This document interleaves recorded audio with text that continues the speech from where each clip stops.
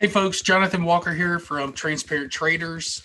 Today we're going to talk about placing a buy order with your stop loss at the same time. So the other day I issued a video out, a Webull tutorial video on how to add a stop loss to a position that you already had.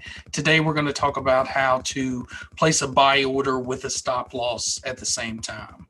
So let's get into it, folks. As you can see here, I got ADT pulled up on the Webull desktop app. Now, these steps are the exact same thing whether you're on mobile or you're on the desktop.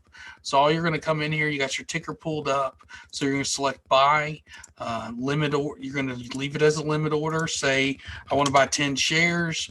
Come down here. I'm going to say I want to buy it at 941. Then you're going to put good to cancel because it's after hours. And then you're going to have these two buttons, take profit order or stop loss order. What we're going to talk about today is the stop loss order. So turn it on. I want to put my stop loss at, we'll just say 875. So you have everything filled out.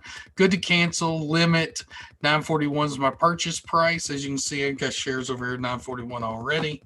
And then we just hit the place the order button. You'll get this that comes up. It's going to tell you that your primary order is to buy it at $9.41. And your stop loss is to sell them if it drops below 875. You just click confirm and we're good to go. As you can see right here, I have my buy order at 941 and I have my stop order at 875. Typically, and then, like any other time, you can move this stop up as you want to go. I like to put mine probably, let's just say about 1.5%. And then it'll ask you to confirm it, and then you just mark the check mark. So there you go, folks. Pretty self-explanatory.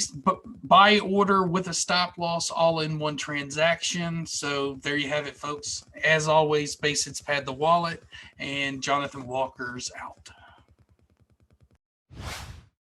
Amazingly simple.